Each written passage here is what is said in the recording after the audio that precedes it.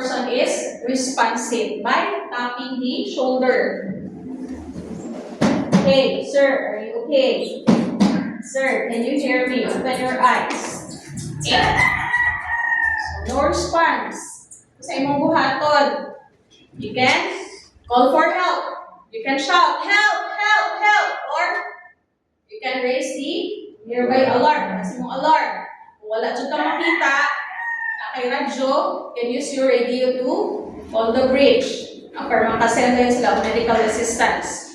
So after calling for help, go back to the victim. So since the casualty is unconscious, so atong priority nga i-check is the una-una airway. So we have two airways, the nose and the mouth, especially the mouth.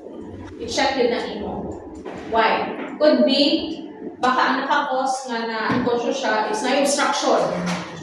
So kung sa iyong buhaton, i-tilt yung ulo. Yung isa rin mo kakamot sa iyang forehead, tapos yung isa rin mo kakamot sa chin, i-tilt mo, ihangad. Tapos, look at the mouth, if na obstruction. Could be object, pwede put food, kasi di nagkaoligikan. Tapos na ano siya, na choke. Or, pwede po, baka luag yung pustiso. Pagka unconscious niya, may block sa yung airway. Yes, pwede kayo na siya. Especially ng mga elderly yun, pustiso ng lipod.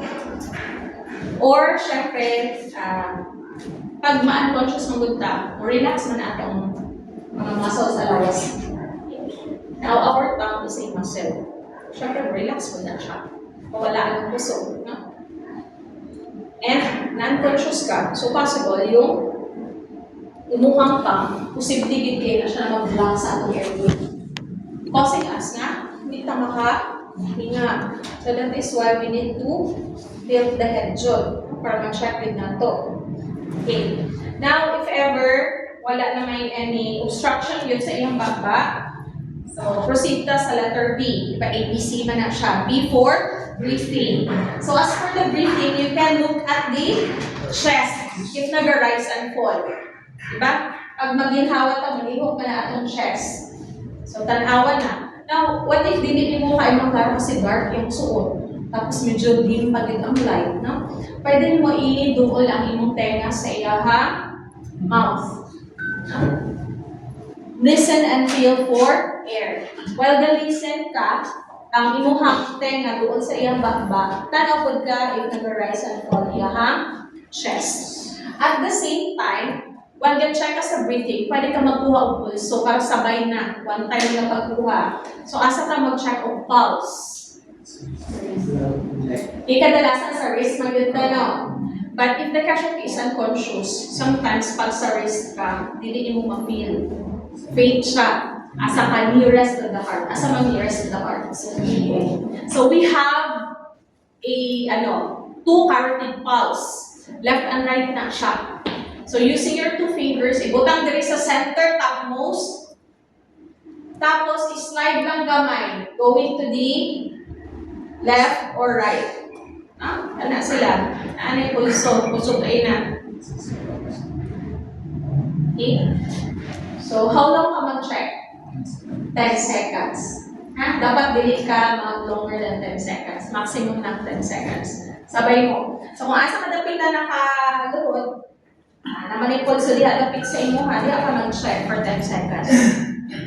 Ang tulad today ko sa kabila, okay lang man, pero as much as possible, i-avoid lang kay baka ma-choke, masakal mo ang casualty. At tukod din may pagpapag. So, dali lang ta para safe. Then, look at the rise and fall of the chest. Okay, for 10 seconds. Now, the casualty has pulse and breathing. So, at least, makapante ka ay aday siya pulso. Bagin hawak ko. Now, as I've said, baka na siya yung mga life-threatening injuries. So, pwede na to siya i-check head to toe. So, since naka-gloves man ka, so, check mo ang iyong head una na may tubog para makita nyo na sa iyong mga pagkakas.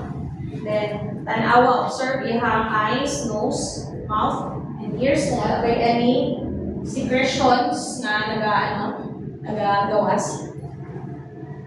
Then check ilang shoulder, ilang hands, arms, wala may deformities, wala may mga samad. Lato pa ba yung fingers, ha? Okay. Then ilang body, ilang legs, 2 feet. Then as for the back, ayaw lang siya itagilid ha.